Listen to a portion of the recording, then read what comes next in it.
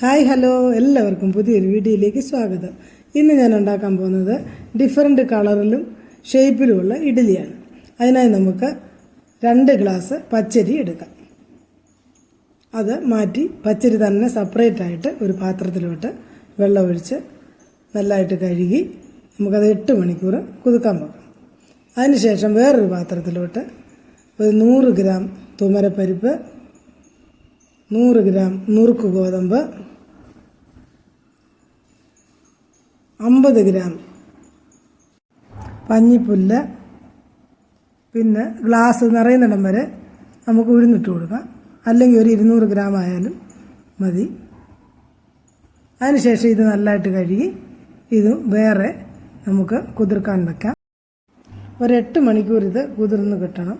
എന്നാലേ നല്ലതായിട്ട് സോഫ്റ്റായ ഇഡ്ഡലി വളരെ രുചികരമായി നമുക്ക് തയ്യാറാക്കാൻ നോക്കൂ. പിന്നെ പഞ്ഞിപ്പുല്ല് ആണെങ്കിൽ വളരെ ഗുണങ്ങളുള്ള ഇതാണ്, കുഞ്ഞുങ്ങൾക്ക് കൊടുക്കാൻ നല്ലതാണ്. ഇഡ്ഡലി ഉണ്ടാക്കിയാൽ കുഞ്ഞുങ്ങൾ കഴിച്ചോളും. അല്ലെങ്കിൽ ഇത് കുറുക്കി കൊടുത്താൽ കൊച്ചു കുഞ്ഞുങ്ങളെ ഇത് കഴിക്കത്തുള്ളൂ. ഇച്ചിരി പ്രായമായി കഴിയുമ്പോൾ എല്ലാവർക്കും ഇത് കഴിക്കാൻ മടിയാണ്. അപ്പോൾ ഇങ്ങനെ നമ്മൾ ഇട്ട് കൊടുത്താൽ ഏത് കഴിക്കാത്തവരും കഴിച്ചു പോകും. അതുപോലത്തെ ടേസ്റ്റാണിത്. അപ്പോൾ ഇനിയും അടുത്ത പ്രാവശ്യം ഇഡ്ഡലി ഉണ്ടാക്കുമ്പോൾ എല്ലാവരും ഇങ്ങനെ ഒന്ന് ഉണ്ടാക്കി നോക്കണേ. വീഡിയോ ഇഷ്ടമായ ഷെയറും ലൈക്കും സബും ഒന്ന് ചെയ്തേക്കണേ. അത് കഴിഞ്ഞ് നമുക്കിത് അരച്ചെടുക്കാം. അരിയും ഉഴുന്നും എല്ലാം കൂടി ഇട്ടാണ് അരച്ചെടുക്കേണ്ടത്. അരച്ചതിന് ശേഷം 9 മണിക്കൂർ കഴിഞ്ഞാണ് ഞാനിത് എടുത്തേക്കുന്നത്. നല്ല അടിപൊളിയായിട്ട് ഇത് റെഡിയായിട്ടുണ്ട്. അപ്പോൾ നമുക്കിന്ന് ഇത് ഓരോ ഷേപ്പിലും ഓരോ കളറിലും ഇനി എങ്ങനെയാണ് ഉണ്ടാക്കുന്നതെന്ന് നോക്കാം. ഉപ്പിട്ട് നമുക്ക് മാവ് ഇളക്കി മാറ്റി കൊടുക്കാം.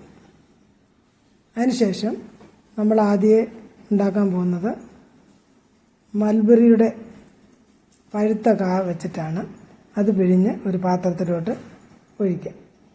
അതിലോട്ട് നമ്മൾ തയ്യാറാക്കി വെച്ചിരിക്കുന്ന മാവ് ഒഴിച്ച് മിക്സ് ചെയ്ത് നമുക്ക് ഇഡ്ഡലിക്ക് ഒഴിച്ചു കൊടുക്കാം.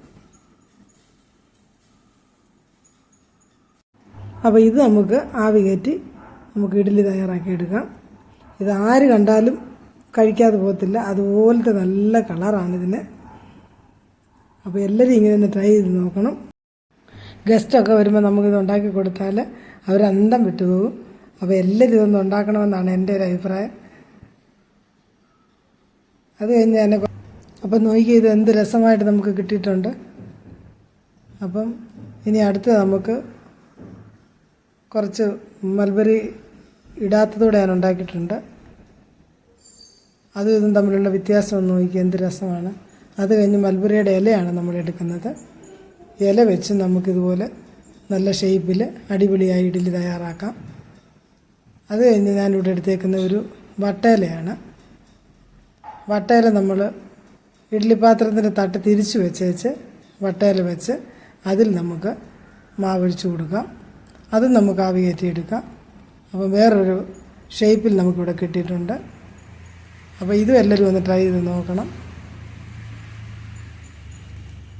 ഇനി നമുക്ക് കളർ ചേഞ്ച് ആക്കി എടുക്കാം. അതിനായി ഞാനിവിടെ ആദ്യം